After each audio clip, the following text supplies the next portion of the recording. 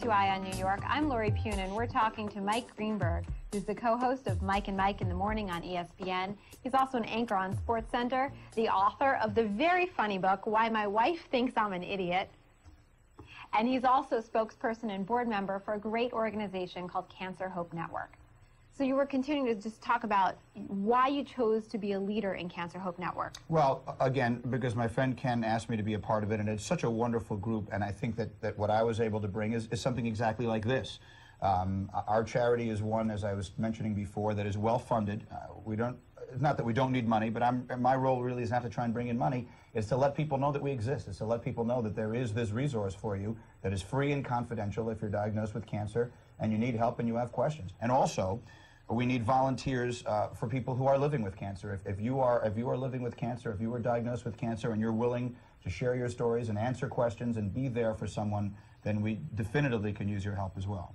How many people does this organization reach? I wish I had those numbers in front of me, but thousands and thousands, and hopefully more and more by the day. Are people living longer with cancer now? Oh, absolutely. I mean, the advances they've made. You know, at ESPN, the charity that we started at ESPN is called the V Foundation, which is a wonderful charity, which is started in honor of Jim Valvano, who is a great basketball coach who died of cancer about almost 15 years ago now. And ESPN, that charity has raised tens of millions of dollars for cancer research, and absolutely, I mean, we are closer and closer and closer. We will be able, in our lifetime, there will be a cure for cancer. You believe that? Absolutely, absolutely. And Mike and I have worked very hard for the V Foundation as well. And so these are two totally separate things. There's the cancer research, and what they need is money, because what they're doing is they're funding research programs. And then there's the Cancer Hope Network, which is the other end of it. Until there is a cure for cancer, what can we do to help people who are diagnosed, who are living with cancer? And that's what Cancer Hope Network does. And what's it like for someone who never thought of themselves as having cancer, they didn't have it, it was always the other, and then suddenly they get the diagnosis and it's them? What is that experience like? Well, I think it's got to be hell. I mean, I think it has got to be about as bad a thing as can happen to you, and I'm very fortunate to say that it's never happened to me. And that really is the point, is that I don't really fully understand. I mean, I can talk to some of these volunteers, and what I find is that I'm not asking any of the right questions, you know. I think for each person, probably the best answer to that is for each person it's very personal. And it probably depends on where you are in your life. If you have kids, I think you probably worry mostly about your kids, who's going to take care of them if this actually takes me away. You know, for each person, I think it's probably very personal. But then I think there are some very universal qualities, and those are the things that the volunteers at Cancer Hope and that other people living with cancer understand, that, again, people like us are fortunate enough not to. On your radio show, you speak about and support causes, nonprofits, Cancer Hope Network, among other things, the V Foundation. How was that decision made that charity was going to be a priority for your show? Well, you know, we are very fortunate. We started out as a very small show, and things have gone really well for us. We're on 330 radio stations. Our audience is over 3 million people now. We're simulcast every single day on ESPN2. So we reach a lot of people, and I think with that comes a lot of responsibility. And first and foremost in the media, there is a responsibility to sort of be fair and to be accurate and not to yell fire in a crowded movie house. But then with that, you also get the opportunity to help people. It's interesting. A really awful tragedy might take place, something like the relatively recent shootings at Virginia Tech.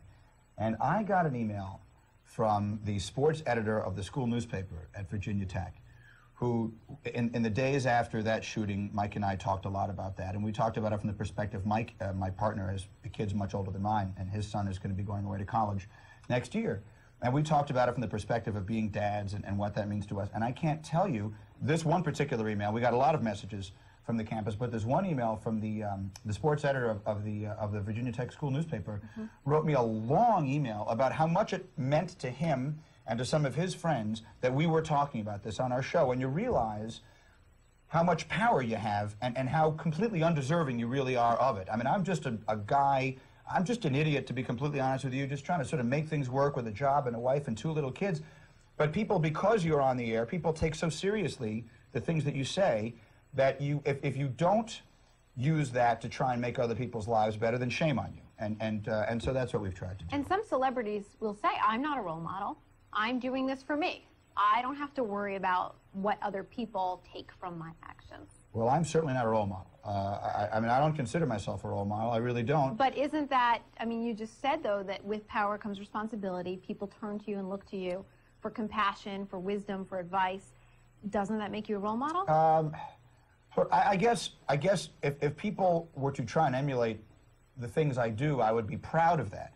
But I guess more to the point, I think we all, for the most part, have sort of a moral obligation to sort of live our lives in a decent way and be decent to people. And that's pretty much, I think, where the obligation ends. And then if you can go on and you can help people, it was Charles Barkley who famously said, "I'm not a role model, I shouldn't raise your kids." And I actually, on some level, understood what he meant by that and agreed with it more than a lot of other people did. But at the end of the day, I think if you can help people, you should. But there is, to a degree, I think, an element of phoniness involved in a lot of these things. I like Ben Affleck. I've met Ben Affleck. I've interviewed Ben Affleck. But I will never forget when Ben Affleck went out and did this whole thing about voting, a big campaign. You should vote. Everyone get out there and vote. And then someone did like 5 minutes of research and realized that he had never registered to vote in his entire life. So I think that there is an element of phoniness that goes with a lot of the celebrity charity stuff that Mike and I have tried very hard to stay away from. I try not to talk about things I don't really know much about.